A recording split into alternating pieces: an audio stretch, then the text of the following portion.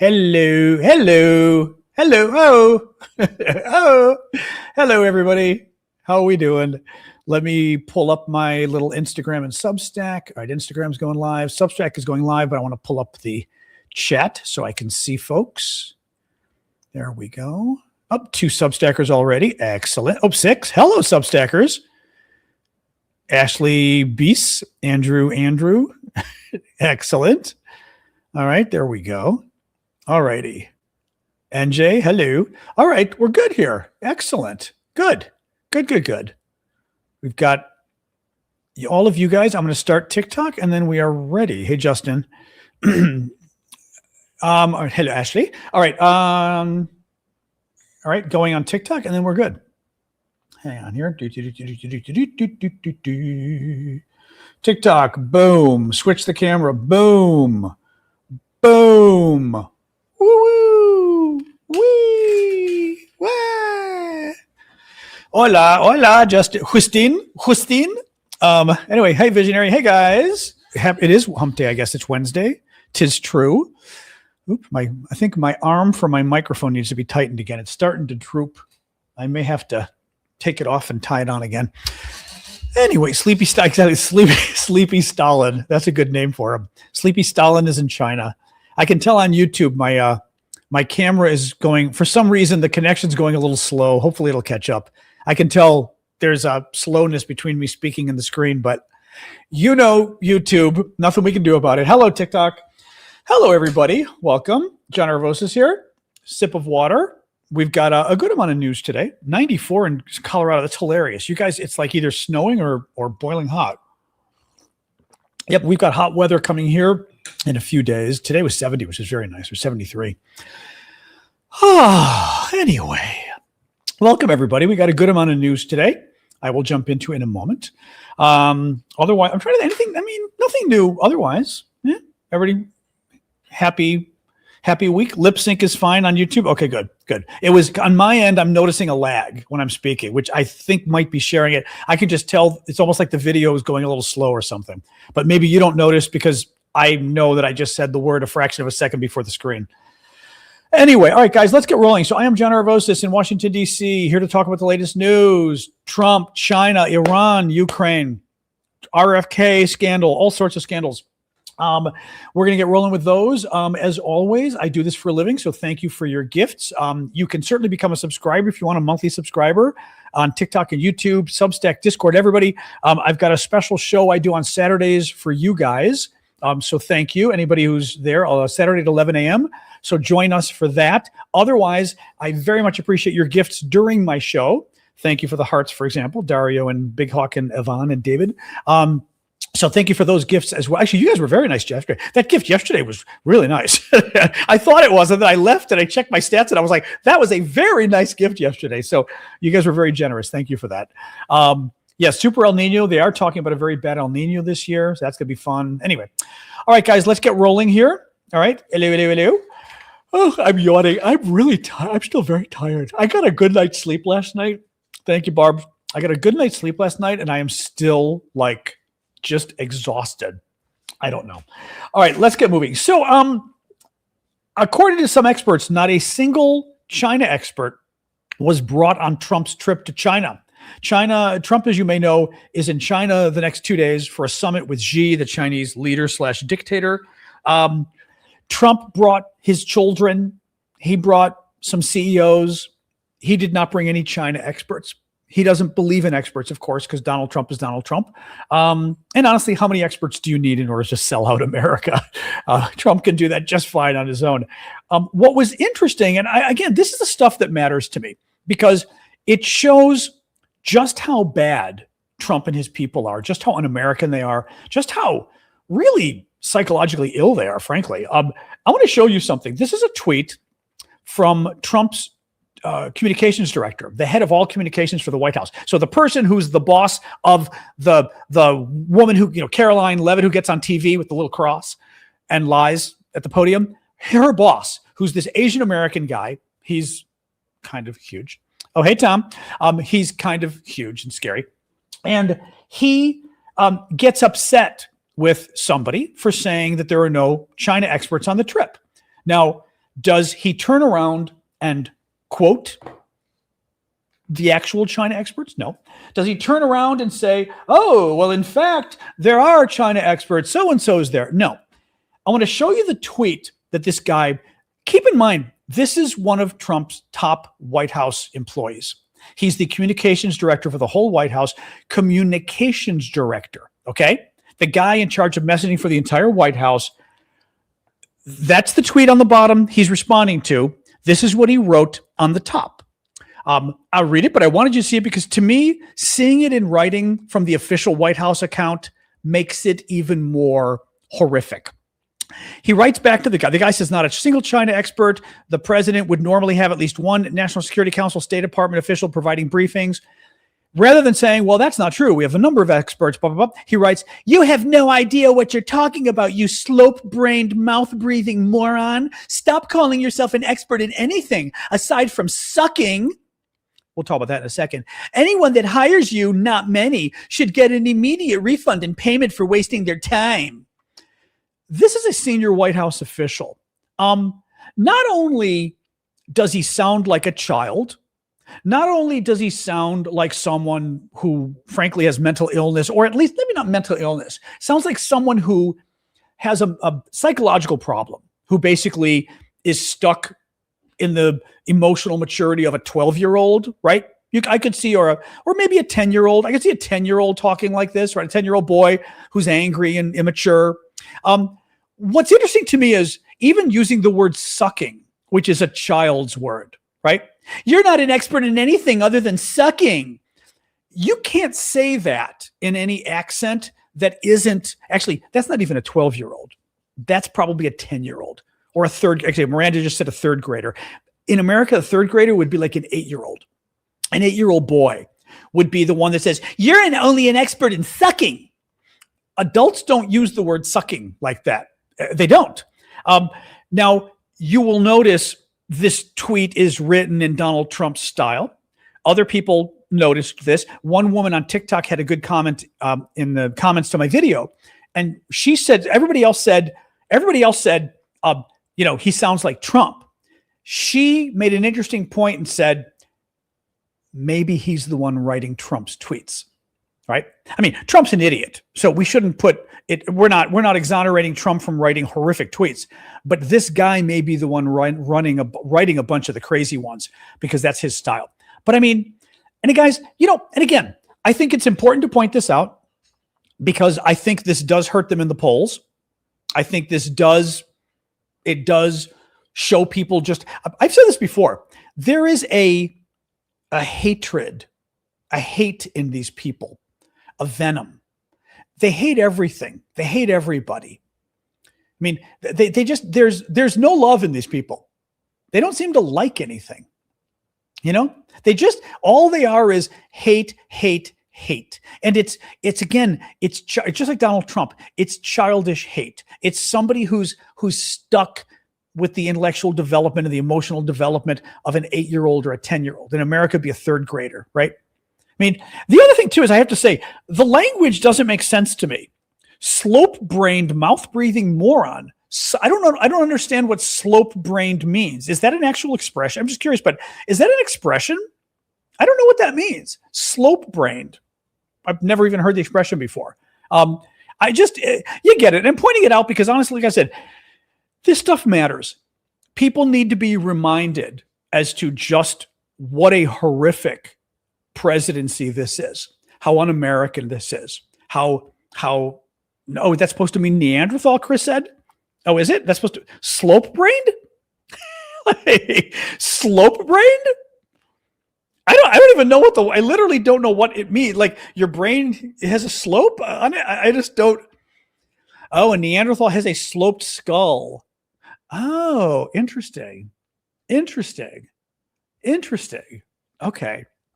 Yeah, I just, again, it's important to show this stuff because normal people, normal voters in the middle need to see this and just to understand this is who these people are. This is what you're voting for if you vote for these people. This kind of hatred, childish, boyish, teenage hatred is who these guys are. Anyway. Anyway, so Trump brought his son Eric with. Very interesting. There's a Reuters story from October 3rd, 2019. U.S. President Donald Trump on Thursday called on China to investigate Joe Biden, a leading Democratic contender in the 2020 race for the White House, about the involvement of Biden's son in a fund that sought to raise Chinese capital. Trump accuses the younger Biden of using his position of influence to secure the financial backing of China for his investments. Financial Times today has a story today. Eric Trump joins Beijing trip as family-linked group chases China deal. Eric Trump is joining his father on a state visit to Beijing while a company linked to him and the U.S. president's family explores a deal with a Chinese chip maker that American lawmakers have warned is connected to the ruling Chinese Communist Party. Yeah. Now, this is not a surprise to any of us. We all know this, but it's important just to keep pointing it out, right? I mean, Trump's son, this is the son that doesn't work for the government, right? Eric doesn't work for the government at all. Ivanka has occasionally in the past administrations. Jared does now. Eric Trump does not work. Eric Trump is on the outside running the Trump business. It's supposed to be separate from the presidency. He brought Eric Trump with on the official U.S. government trip. He brought his own son to promote his own business interests. So Donald Trump can make personal money on this trip. The corruption here, again, they talked about Hunter Biden. As I've said before, Hunter Biden, I think, is an idiot, personally. I think Hunter Biden did try to take advantage of his father, and he did it in a really crass way. Not a fan of Hunter Biden. Hunter Biden didn't steal any money. Hunter Biden didn't get much money. Even the Republicans claim, they did a whole report, the House Republicans, they hate Hunter Biden. The report that truly hates Hunter Biden said that Hunter Biden came up with deals involving $24 million. That was the total number they had, the Republicans had, of all the money deals that Hunter Biden had his hand in. 24 million. Okay? Donald Trump, billions have already now been alleged. Billions, way beyond 5 and 6 billion actually, have been alleged, including Donald Trump's $10 billion lawsuit that he's got along with his sons that Trump is now considering settling his own lawsuit with himself. Donald Trump is going to decide whether the federal government pays Donald Trump, the private citizen, billions of dollars. He's about to do. Imagine if Hunter Biden had done this, if Joe Biden had done this. Yeah. No, the corruption is off the charts with these guys. And anybody who says it's okay, again, the Hunter Biden stuff was bullshit anyway, but when it came down to it, Hunter Biden, $24 million. It wasn't $10 billion. Like, if you had a problem with 24 million, you ought to really have a problem with $10 billion. You really ought to. And the very people who don't have a problem with it, again, it's a cult. It's a cult. Fatted calf, golden calf, right? If you're going to build a golden calf to the guy, you know. Anyway, Iran. Oh, this is funny. This was very funny today. Interior Secretary Chris Wright. He's Interior, right? He's not. I keep thinking Energy, but I think he's Interior. Actually, somebody double check this for me. I wrote down Energy, but I thought he was Interior, Chris Wright. No, he is Energy. He is Energy. The next story is about Burgum, who's Interior. That's why I wrote Interior. And he is Energy Secretary. Energy Secretary Chris Wright warned Wednesday that Iran is frighteningly close to developing weapons-grade enriched uranium. Speaking to lawmakers on the Senate Armed Services Committee, Wright said they are a small number of weeks away to enrich that to weapons-grade uranium. There's still a weaponization process that happens after that, but they're quite close. He's lying.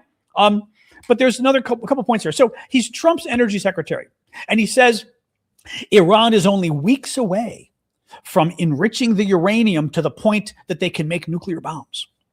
And then he throws in, there is the weaponization process, which means then they have to actually figure out how to make a nuclear bomb. That's going to take time too. The experts say that could take 6 months, a year. Then you've got to figure out how to deliver the bomb. In other words, A, you make the uranium. B, you figure out how to turn that into a nuclear bomb. C, you can't just carry a nuclear bomb with you and hand it to your enemy, right? Thank you, Cricket. You've got to deliver it. How do you deliver it? Are you using missiles? How do you use a missile that actually is able to transport the bomb and set the bomb off? All of this stuff could take a couple of years. But the Trump people are trying to convince us today Iran is a week or two away from almost having a bomb. Well, that's interesting to me. Why did we kill 13 U.S. service members for this war? Why did we spend $50 to $100 billion on this war? Why did we send U.S. inflation soaring, according to the Wall Street Journal yesterday, soaring because of this war? If after 2 months of this war, Iran is still a week or two away from getting close to having nukes, after all this, right? Think about that. After all this, the Trump people are telling us Iran is still a week or two away. Then what the F were we doing? What the hell have we been doing the last 2 months, right? The dog, do you really have to go that way again? The dog is insisting, as always, on walking under my I told you I've got a podium for my microphone and my camera, and she's sitting here. She's sitting here, and I clean the table so she can walk under the table easily. No. Much more fun. There, good job. Much more fun to walk under the microphone stand. You're going to go out there again. So help me God, you eat my dirt and I kill you. But you get my point here. Supposedly we're in this war to stop Iran. Actually, I think I've still got the picture. It's actually worse than that. And again, these are the lies. These are the lies from Trump. Last year, let me pull this up. Last year, glasses. I've got this. One moment here. Oops, is it here? Here it is.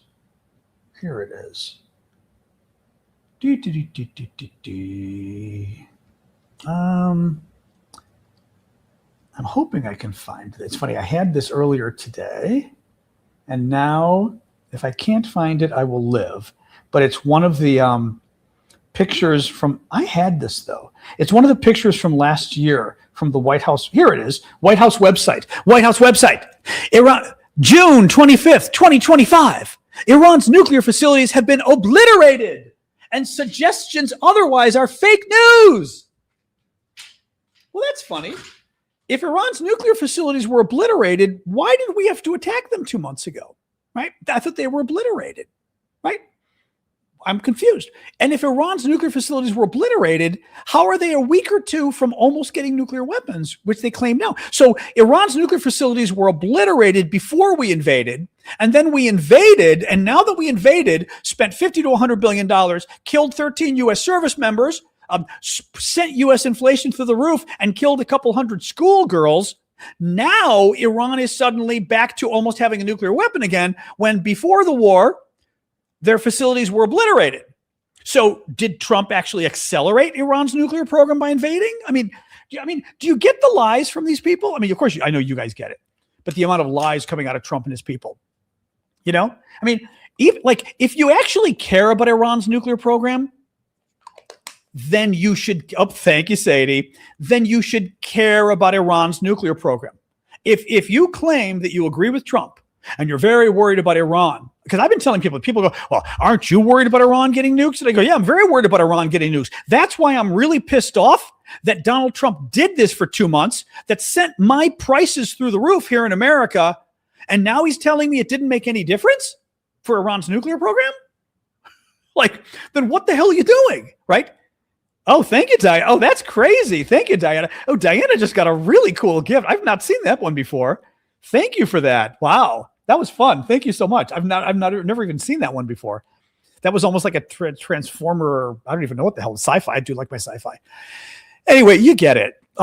Guys, he's lying about everything. And you know this. He's just lying about everything. It upset.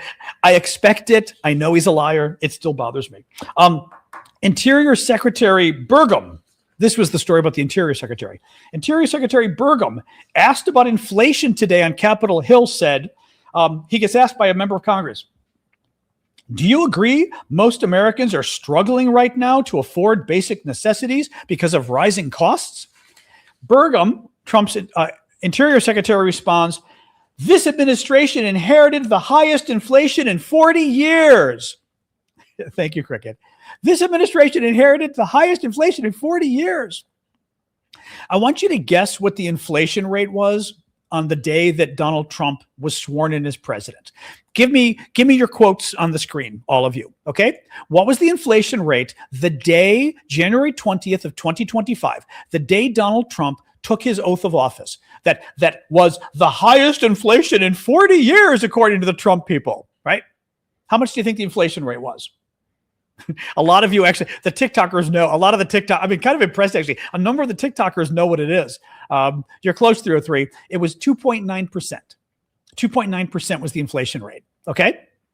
Donald Trump inherited a 2.9% inflation rate. That is good. It's not good enough. We want the inflation rate to be 2% or lower, typically, but 3%, 2.9% is, it's not terrible. It's not good though, right? I mean, it's not good enough. We still worry about it because we want it to be 2%. Calling that the highest inflation in 40 years is utter bullshit. 2.9% is not the highest inflation in 40 years.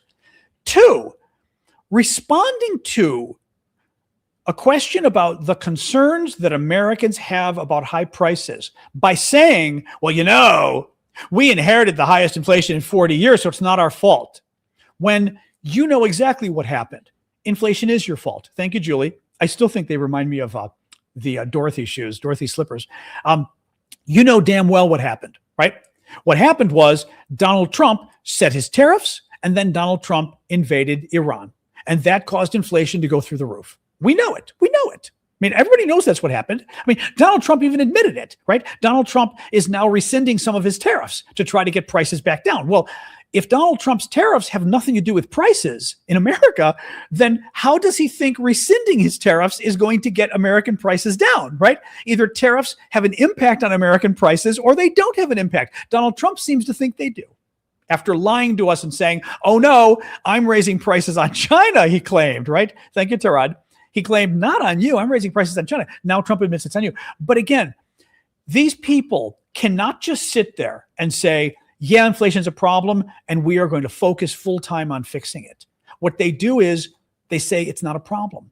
They say, remember up until, by the way, what's interesting about this quote here, and by the way, J.D. Vance did the same thing today. He tried to blame Biden and say, oh, we inherited bad inflation. Up until now, Trump has been denying that inflation even exists. Up until now, Donald Trump has been saying, oh, remember, inflation's fixed. And I told you guys this, by the way.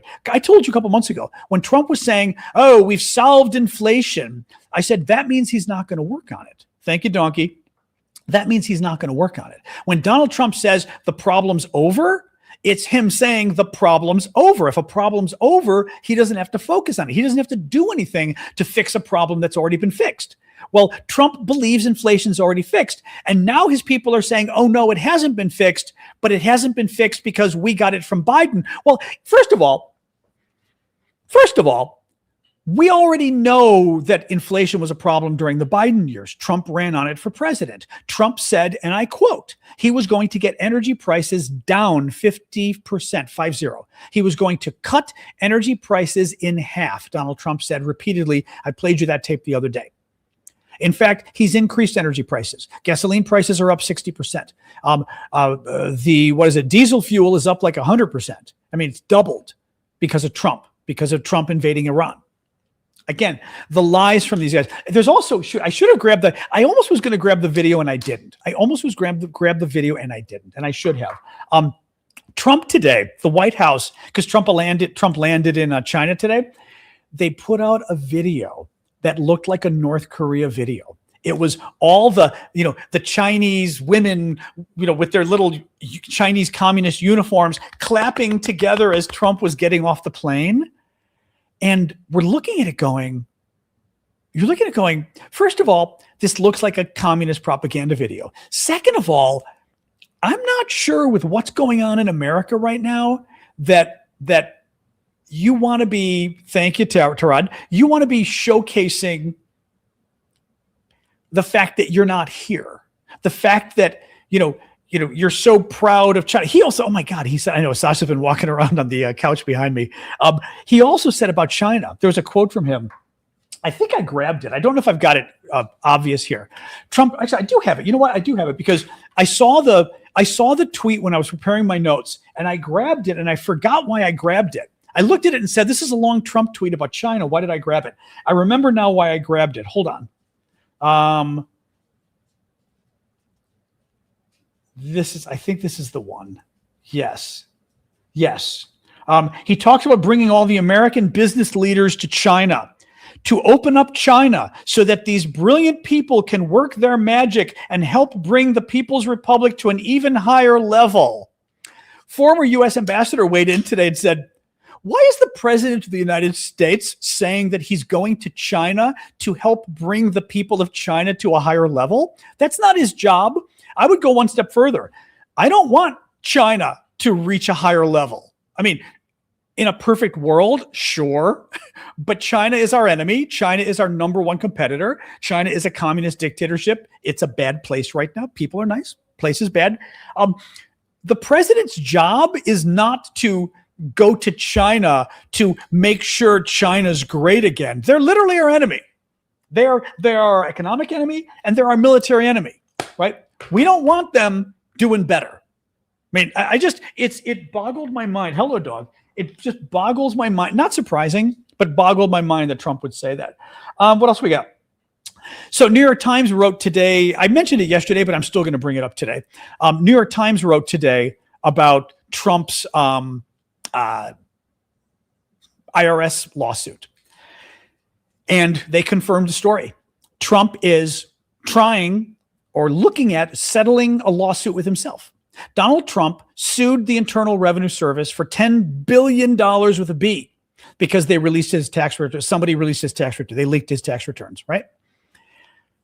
Because Donald Trump is president, President Donald Trump gets to decide if the IRS settles for money with private citizen Donald Trump. President Donald Trump, according to the New York Times and others, is now actively looking at settling his own lawsuit with himself. Trump can decide whether the suit gets settled. He can decide how much money is given to him because he's president in charge of the lawsuit that he filed against himself. The corruption and the self-dealing here is out of control. The New York Times added one of the things that Trump is thinking of doing possibly as a settlement. You know, settlements are when you sue somebody and they say, well, this is going to take a long time. Like you sue me. And I say, well, this is going to take a long time and be a lot of pain. I'll give you some money to make the lawsuit go away. That would be a settlement, right? I'm not going to admit guilt, but I'll give you $20,000 to make the suit go away. That's a settlement. Because Trump sued the government. Trump is the government. So Trump is the government official who gets to decide if he gets to pay off himself to make the lawsuit go away. Now, there's a judge involved who doesn't like what's going on and said he feels like this is not allowed.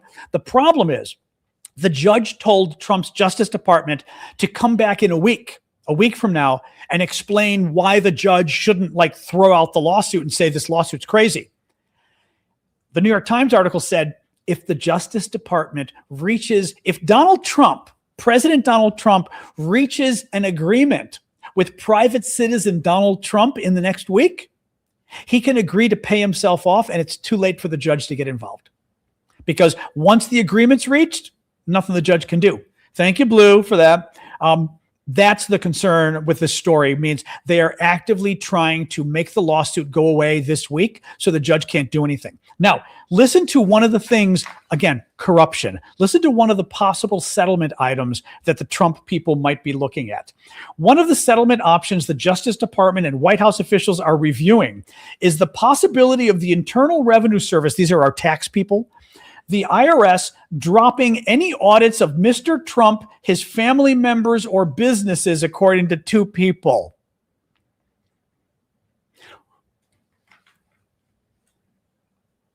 I mean, okay, the corruption involved there. Let's say the IRS did something wrong by leaking Trump's tax returns. I mean, they did, I would say, right? Even though the man's a horrible human being, the worst president on the planet, I don't think you should break the law, right? So if his tax returns were leaked, that's bad. Donald Trump is arguing, according to this article, that if the IRS broke the law by leaking Trump's tax returns, Trump should be allowed to break the law in return, and his sons and his businesses should be allowed to. They're talking about, right? I mean, it's one thing to say you want money or you want something else, but to say, because you, the IRS, leaked my tax returns, I get to break the law with my taxes. I get to steal money with my taxes, and you can't investigate me for the rest of the administration. No, I do not get to break the law because you broke the law. Again, only Donald Trump and his family would think that the way to make you whole after somebody breaks the law is that you get to break the law too. That like, you know, it just, again, this family. Let me see what else we've got here. Notice, I hate this. There's some media outlet called Notice or something, or Not Us, or I don't know what the hell it is. NOTUS. I hear they're changing their name, and they really need to change their name because it's a stupid name for a publication because nobody can pronounce it. It might be Notice. I don't know what the hell it is. NOTUS. The FBI now has a team of special agents that's being internally referred to as the Payback Squad, specifically put together to handle politically sensitive cases. The team is understood to be made up of agents who are willing to pursue political targets set by the Trump administration, with one current government official noting that investigators are tasked with building cases similar to the recent criminal prosecution of former FBI Director Comey. The official said the director's advisory team is currently building a criminal case that seeks to charge former top government officials with a grand conspiracy against President Trump. This is communism. This is literally hey, enough out of you. Stop. This is literally the Soviet Union. This is the Soviet Union. This is communist China. Trump has created a division in the FBI, this report says, to investigate his political enemies because he's trying to put together a criminal case to argue that Barack Obama and his top officials in the government were part of a conspiracy to do something to Donald Trump. And he's now, which is a total lie. I mean, this stuff cannot stand. This is the kind of stuff that if he tries to do, I think people need to say, that's it. And if it takes nationwide protest, if it takes shutting down the economy, so be it. But that's the dog is back on the couch.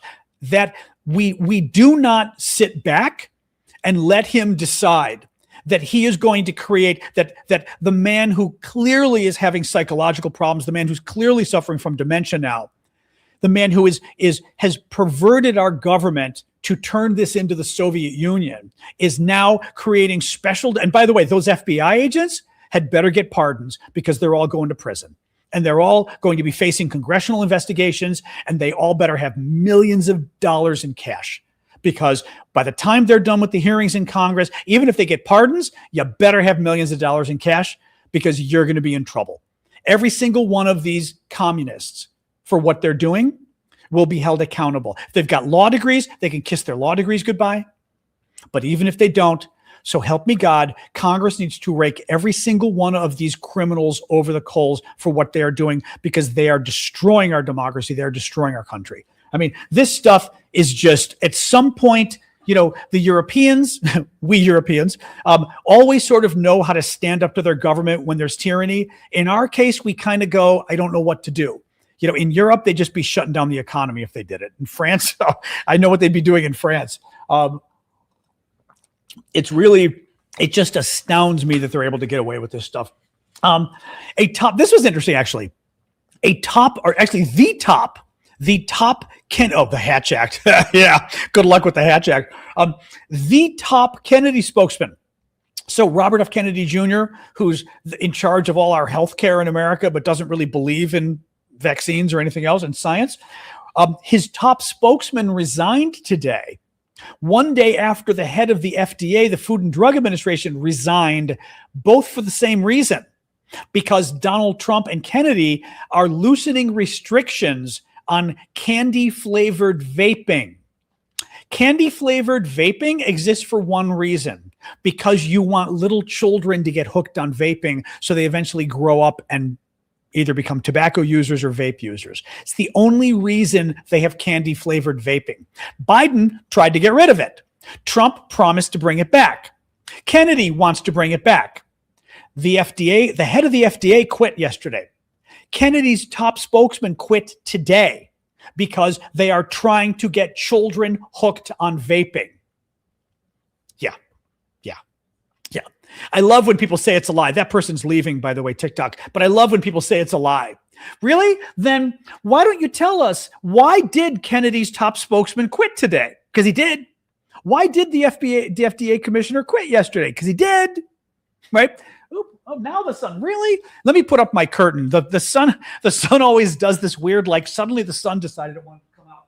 I'm going to put up my little curtain, which will help. It might be sufficient. Hopefully I won't need to put up the other one, but let's see. One moment. As I pull up my shirt. Hey. All right. That's a good start. Let me get one thing. Yeah, I can cover the door and then we're good. 1 second, guys. But I love people with the "it's a lie, it's a lie." The Trump trolls really don't have much else to go on, but I love them. It's a lie.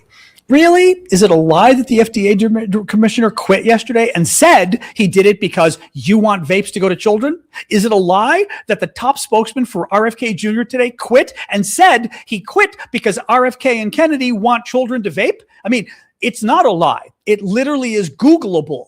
They quit because they said that Donald Trump and RFK Jr. are trying to get children hooked on vaping. You can disagree, but it's a lie. It's actually an observable fact. You could just Google it. You could just Google it. They quit, and these are the statements that, by the way, these are Trump's own people. This is Trump's FDA commissioner. This is Trump's top spokesman for the FDA, right? Yeah. Anyway. No, maybe, rather than treating Donald Trump like he's your boyfriend, maybe you ought to just care about the children. Maybe you ought to admit that sometimes Donald Trump, like all politicians, does bad things. And maybe sometimes, just once, you could actually defend the children and not the fatted gold calf, right? Just once.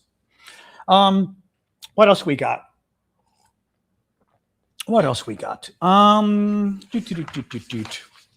There's still a lot more news, actually. I'm surprised. Oh, yeah. Oh, my God. Trump's weird rant. This was really crazy. I meant to grab the video and I didn't, but I think you guys, some of you will have seen it.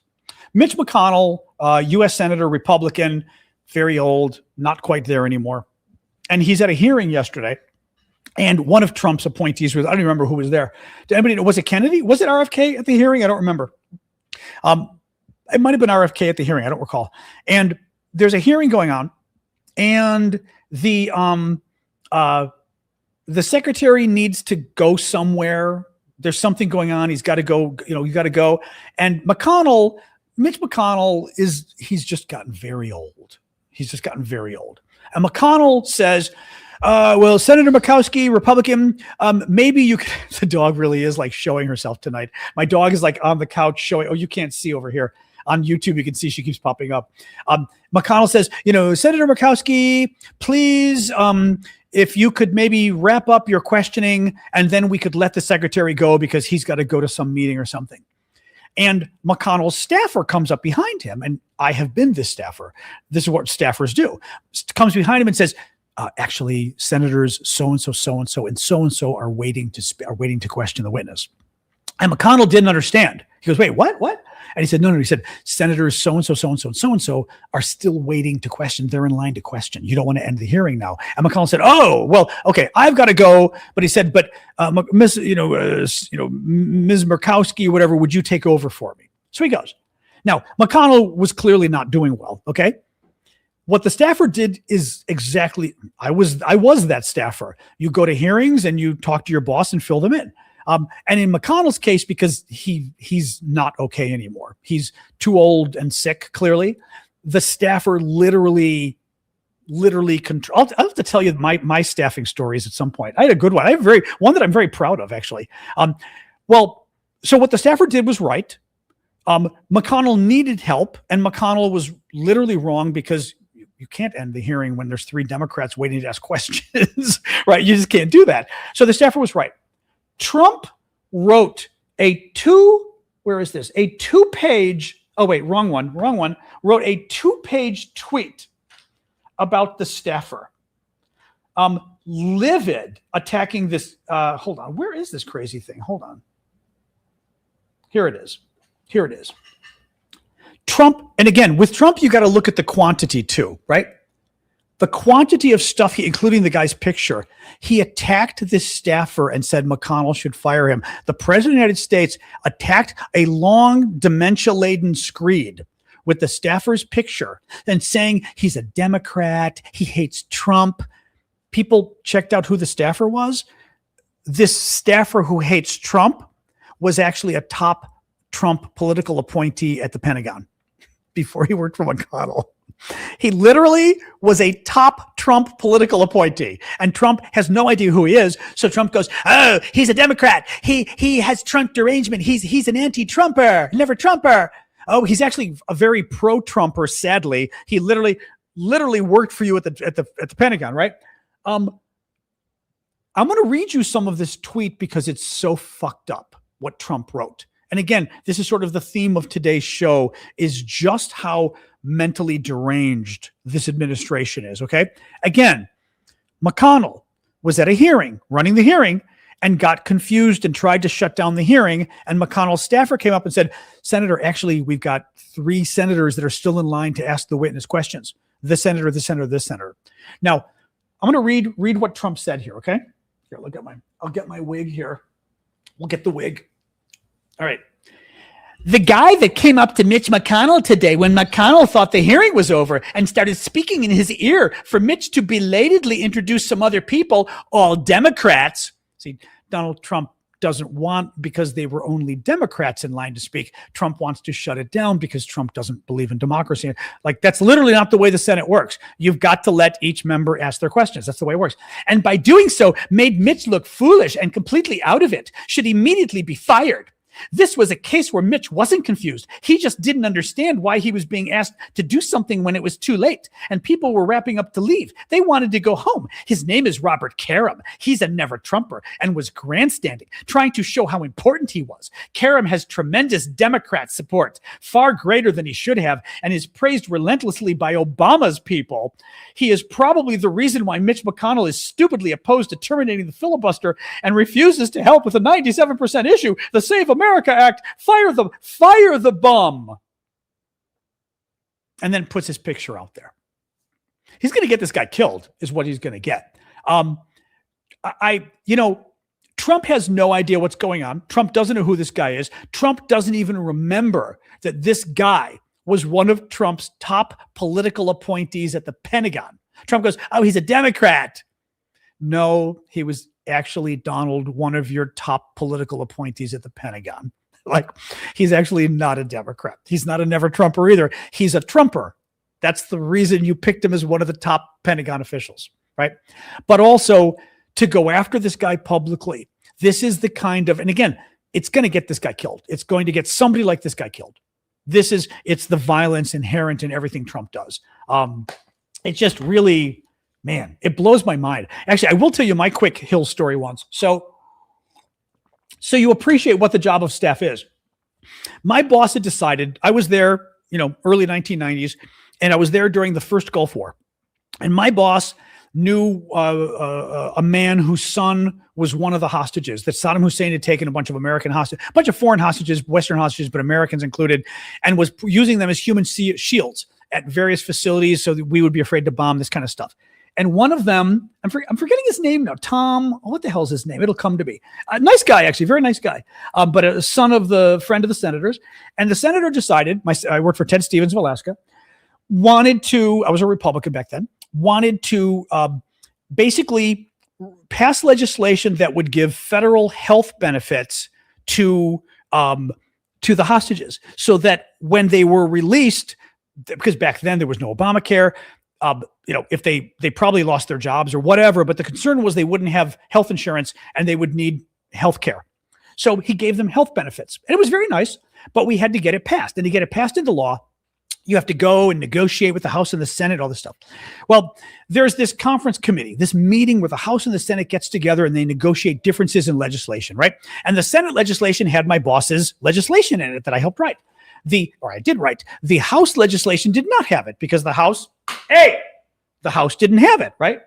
So we go to the meeting, and one of the ways they try to get you to drop your legislation is waiting until the last minute. So this goes way into the night. My boss at midnight says, I'm going home. You handle it. And I'm going, oh, fuck.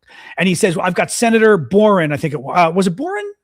I'm trying to remember. Midwest guy, not Boren. It was the other guy. Maybe it was Boren. Midwest, I'm forgetting where from, maybe Oklahoma. And says, I think it was him. I've got Senator, so I'd have to see his picture. I've got Senator so-and-so is going to handle it, another Republican. Just staff him and help him out when it comes up. Well, they wait until 4 a.m. to bring it up. Because again, they figured they're going to put it till the very end. And if the senators go home, well, you didn't want to defend your legislation, it gets killed. Comes up at 4 a.m. And the Senate, Wisconsin. He was a Wisconsin. That was Wisconsin. Was David Boren a Wisconsin senator? He was a Wisconsin senator, kind of dark hair. Nice guy.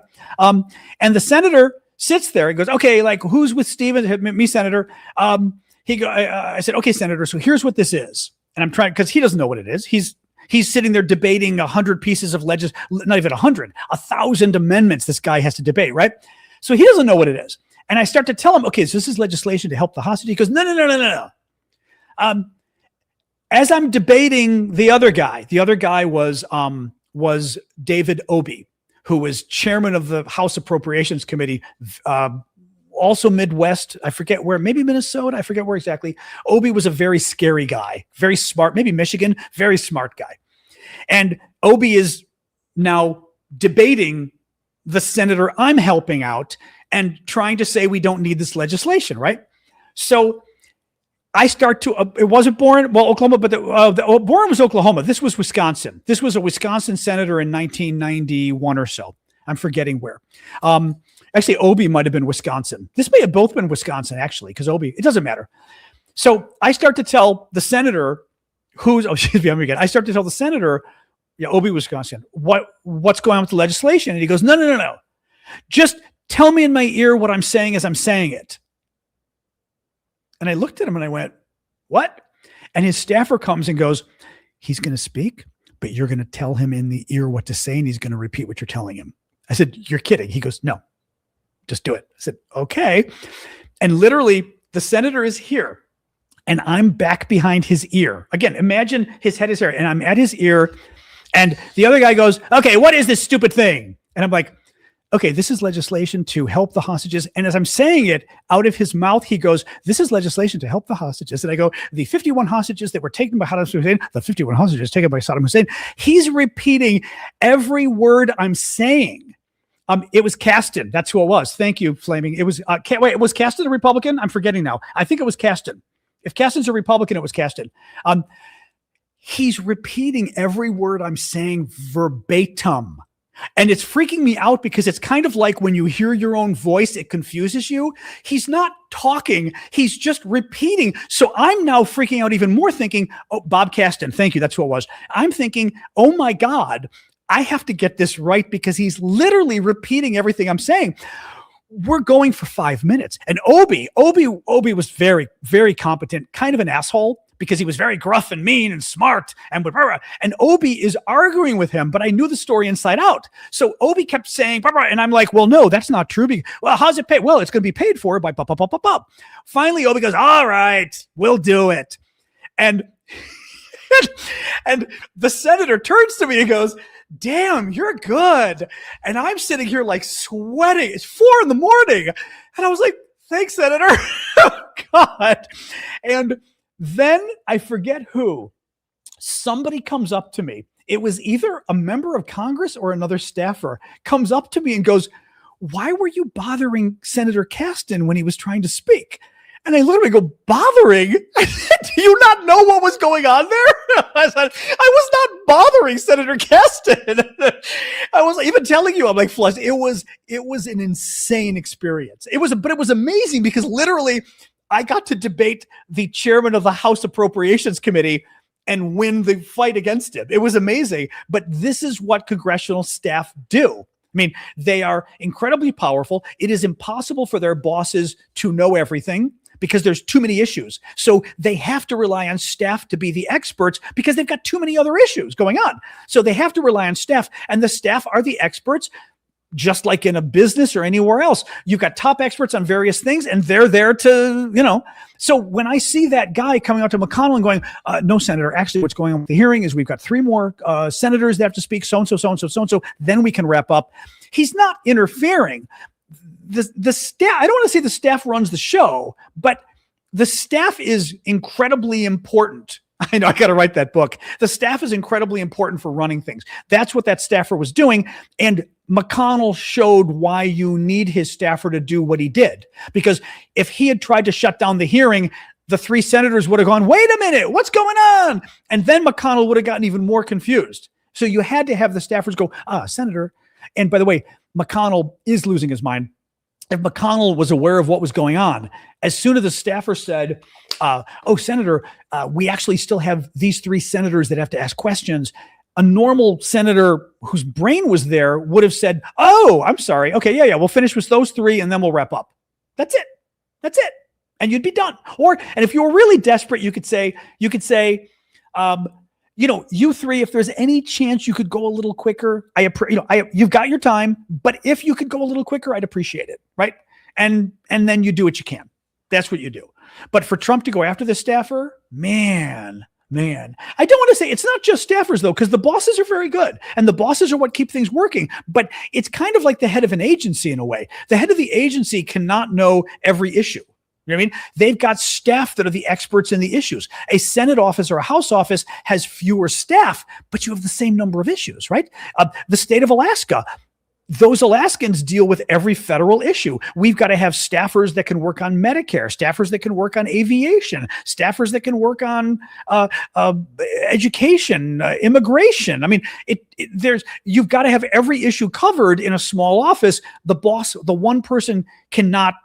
senator cannot know every issue. It's impossible. It would be like the president knowing every issue. Now, Bill Clinton did know every issue, probably. Barack Obama knew a lot of them. Donald Trump, oh well. But, what else we got here? Trump's hand, there's another nasty picture of Trump's hand. I won't even show you. I'm telling you, there's something going on, and it's really weird that they're not talking about it. It's just really weird that they're not talking about it. I did a number of things, PC. PC was asking what my job was. I was a legislative assistant or legislative attorney in our office for foreign policy, transportation, a lot of other issues. But my 2 main issues were really arms control and transportation. Because again, you work a lot of different crazy confluence of issues. But I dealt with a lot of aviation issues and arms control. I dealt with a lot of other issues, but those were like the 2 big issues. So I did both. Yeah. Kind of weird because that's just how congressional offices work, Anyway, what else we got here? Ukraine stories, New York Times. New York Times, a big story in the New York Times today. The Russian military has slowed to a crawl in Ukraine at its average monthly rate of advance so far this year. It would take Russia more than 3 decades to seize full control of the Donbas, eastern Ukraine. Now, this is kind of fascinating because here's the deal. Trump, because he's working for Putin, basically, Trump keeps trying to get Ukraine to cave and give everything to the Russians, right? One of the things Trump is trying to get Ukraine to give the Russians is eastern Ukraine. It's called the Donbas, but it's basically eastern Ukraine. Now, we've talked about this before. But just to remind everybody, the big peace deal that Trump was pushing was Ukraine gives up a huge portion of territory in the east, and Russia gives Ukraine back a small amount of territory in the south that Russia stole. So Ukraine gives Russia a huge chunk of Ukraine, and Russia gives back to Ukraine a very small bit of Ukraine that Russia stole in the last couple of years. First problem there is I'm going to give you a large portion of Ukraine and you're going to give me back a small portion of Ukraine? Like, that's not fair. How about you give me back all of Ukraine and maybe even give me some of Russia, right? So that's the first problem. Second problem, Trump's idea was Ukraine gives Russia a huge chunk of eastern Ukraine that is impossible for Russia to get. Russia has been trying for 4 years now, practically, to get. You want to go out again? All right, go again. Russia has been trying for like 4 years to get this huge portion of eastern Ukraine. They're failing. As this article says today, it's going to take them 3 decades at the current pace to win eastern Ukraine. Russia can't get it militarily, so they want Ukraine to give it to them. The small portion of land in southern Ukraine that Russia took, that Trump says, oh, and then Russia will give you back a little bit of territory. I think it's in Zaporizhia or something, southern Ukraine.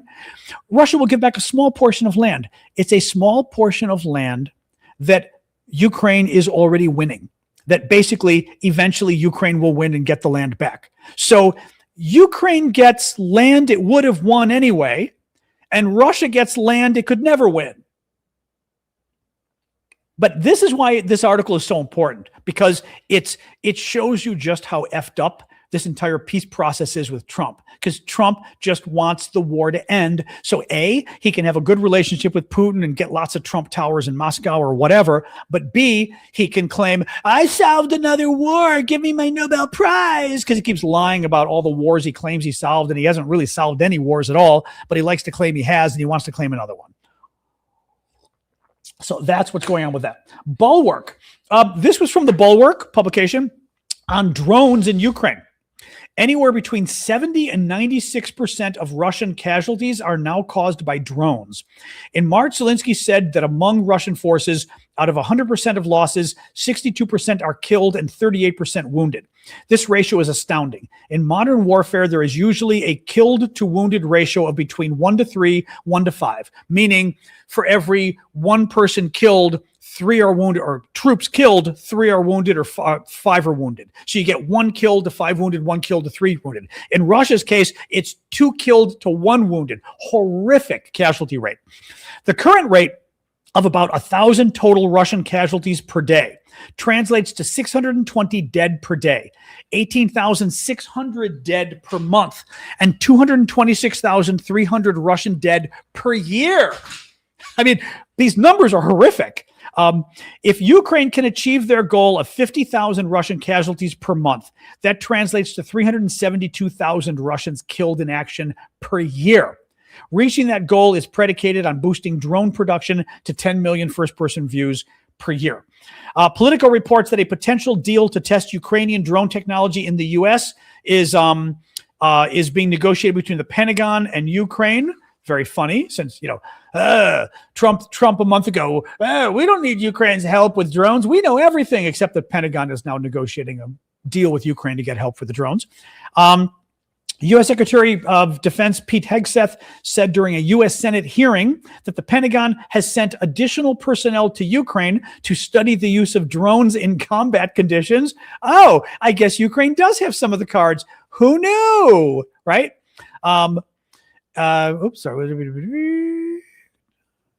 That's true. Staffer stories. I'd have to think of my staffer stories. It's not a bad idea, JT. And finally, this was good. Associated Press reports that Hungarian Prime Minister Peter Magyar says, or Magyar, however you say it, says that his new government has summoned the Russian ambassador over a massive drone attack near Hungary's border in a significant shift from his predecessor's friendly relations with Moscow. So the Hungarian government is calling up the Russians and demanding they explain themselves for having one of their drone attacks come too close to Hungary. It's like, oh, it's a whole different world right now, isn't it? It's like, yay. All right, let's hang and talk. That is very true, Scott. Ukraine gave up its weapons in 1994 because Clinton, the Brits as well, U.S. and Britain promised that we would defend Ukraine until the end. And we didn't. Basically, we didn't. So Trump Tower in Australia is canceled. I did not hear about a Trump Tower in Australia. Oh, thank you, Terry. That's very funny. Thank you, Terry. I hadn't seen that gift before. Thank you for that. Yep, the Budapest Memorandum. Exactly. Yeah, he's doing a lot of good things. See you, Carol. Thank you. Or Caroline, thank you. No, he's doing the new leader of Hungary is great. He's really hot too, but he's just really, and he's conservative, but he seems pretty damn honest. Pro-Europe. I mean, they put the European Union flag back up for the first time in like 12 or 16 years or whatever it was. Thank you, Diana. Very nice gift. Appreciate that. The butterflies. So very good news on that front. Oh, she's back on the couch again. There's my little bat ears. Anyway, 18 years, or was it? It was probably. I'm assuming it was the whole time of Orban's reign. Like it wasn't 16 years, but I thought I read 12 of how long the flag was down. I don't know. Oh, I did have that. Shoot. Yes. I meant to grab that story. Hold on. I may have missed it. There is a story about Kash Patel. Hang on a second. I had this story to tell you guys. See if it's in my notes. Otherwise, I remember it well enough. I remember it well enough that I can tell you. Hold on. Here we go. I do have the story. Listen to this. Ken Delaney at MS Now. Thank you, Jackie, for the cake.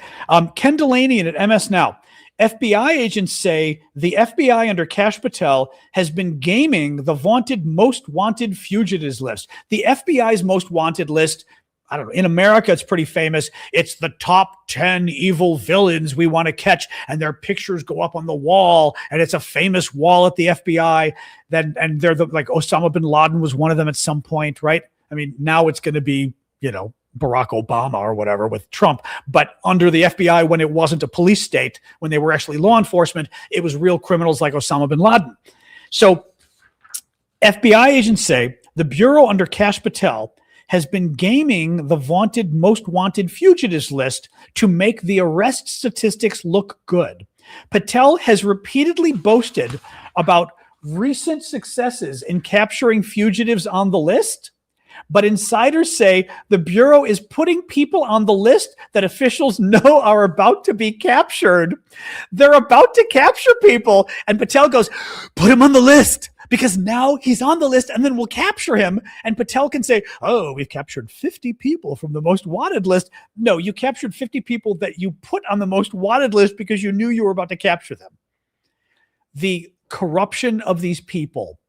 I'm sorry, but anybody who works at the FBI should be embarrassed to themselves at this point. They really should. I mean, you're working for a police state. You're not working for law enforcement anymore. You're literally working for a criminal state at this point, and they should be embarrassed to themselves. Same thing with Department of Justice, as far as I'm concerned. Yeah, unbelievable, these people. Anyway, there's a question. Do I subscribe to the theory that conflict is inevitable between superpowers? No. What school of thought do you subscribe to? I don't know. I never studied IR. I went to like the top school for foreign policy studies, but we did not do IR at Georgetown when I was there. It was way more practical based. Thank you, Red Iron. I would have been intrigued to take IR, international relations theory, just because like nowadays I would be into it. But at the time, we were studying practical case studies of what was going on and literally figuring out, for example, Georgetown focused much more on what I did a master's in foreign service at Georgetown. We focused much more on how government foreign policy is made, meaning not, what would the best decision be, for flu vaccines or something. No, it's how are decisions made for flu vaccines? Who are the decision makers? The FDA versus the CDC versus the Trump White House versus political versus top donors to his campaign, right?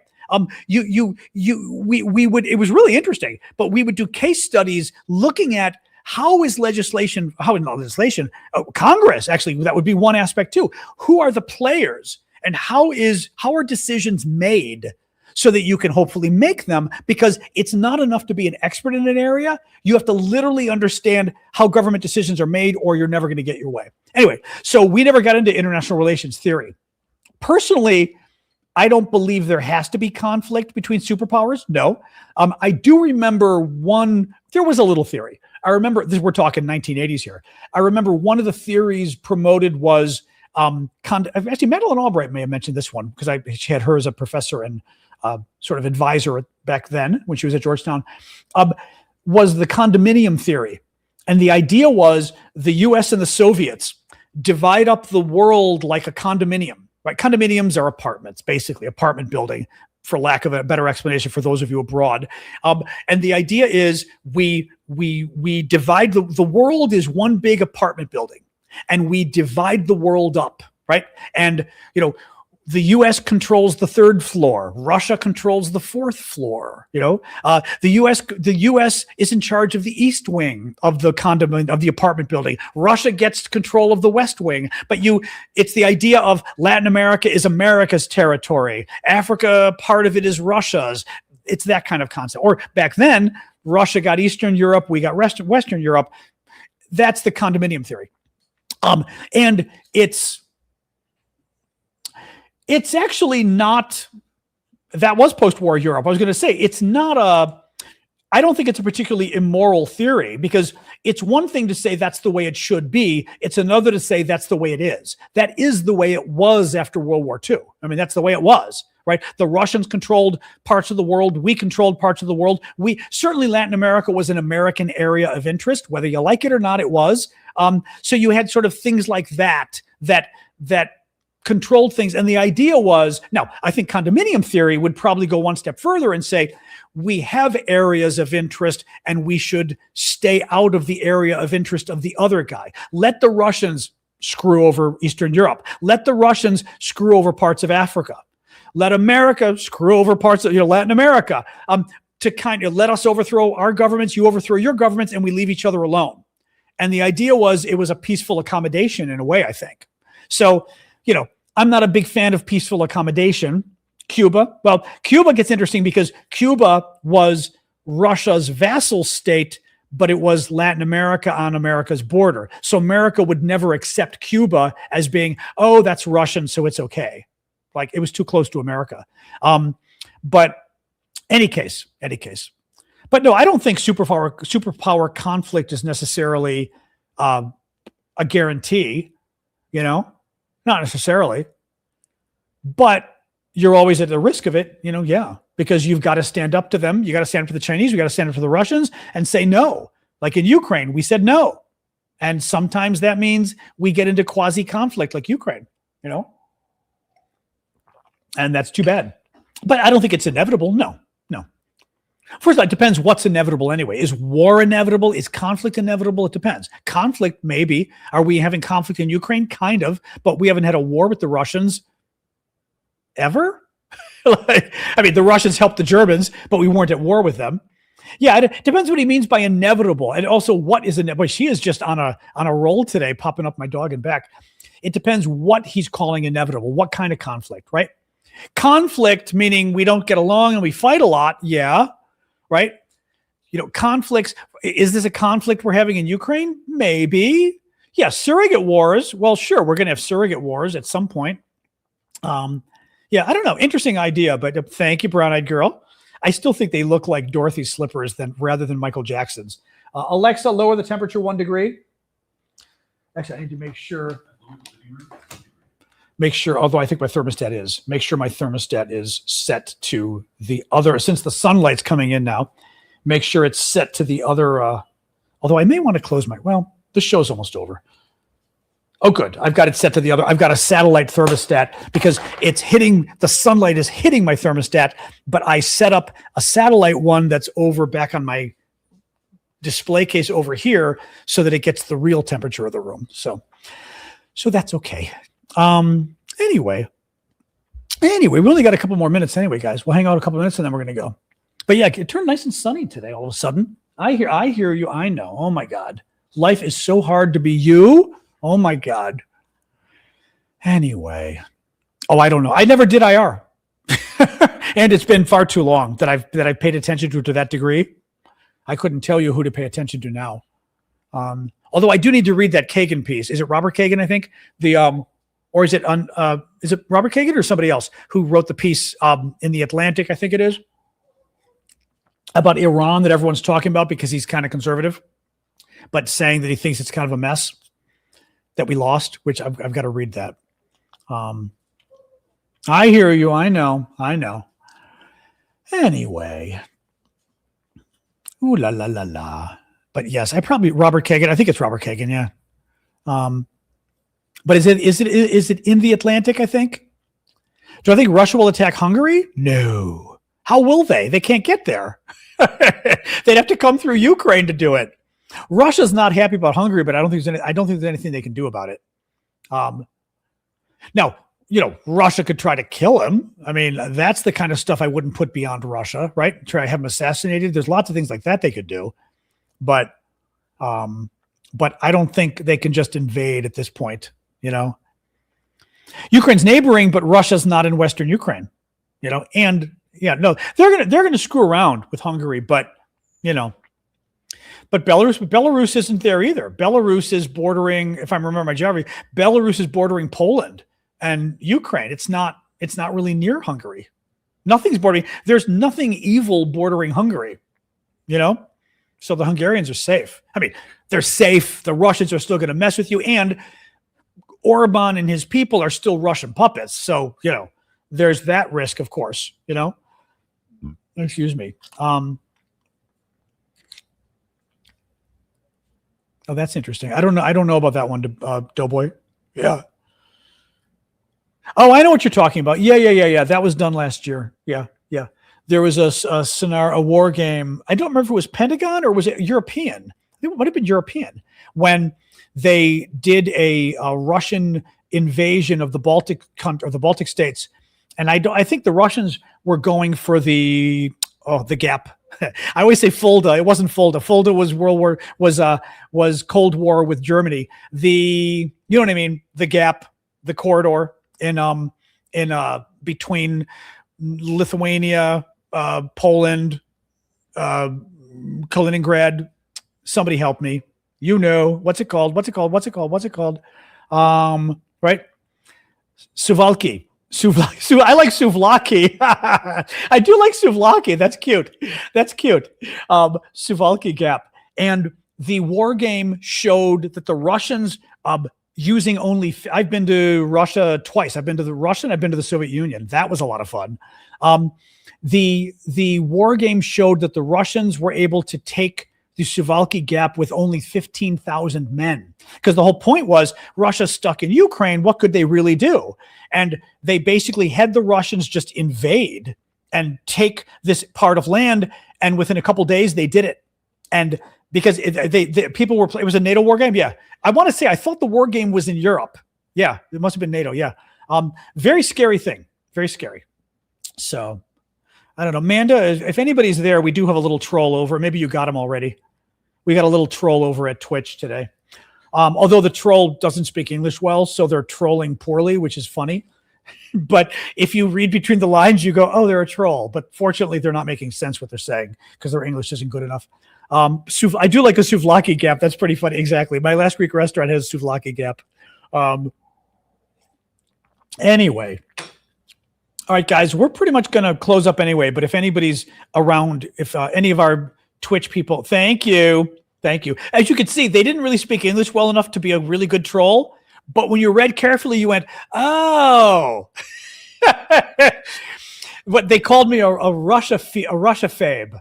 You're a Russia fan. I thought they were saying I was a Russia fave. I'm like, I'm a Russia fan. I'm like, I'm not a Russia fan.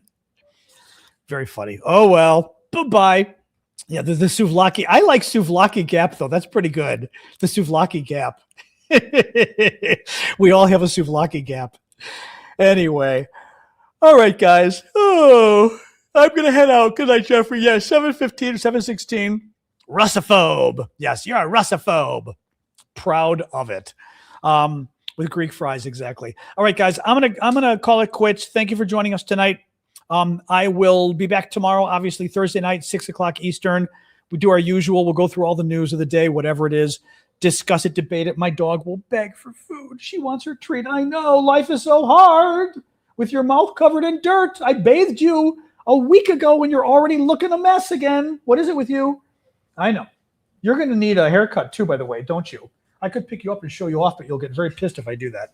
All right. You already moved too far. All right. You moved too far. All right. Have a good night, guys. I will see you all tomorrow. Thank you for joining. Thank you for support. What is it? Discord. I'm going to sign off with you first. Thanks, guys. Have a good night. Boom. All right. YouTube, Intel, I was going to call you. Instagram, Substack. I'll say goodnight to you guys. Thank you. And thank you, Amanda. All right. Let me end that.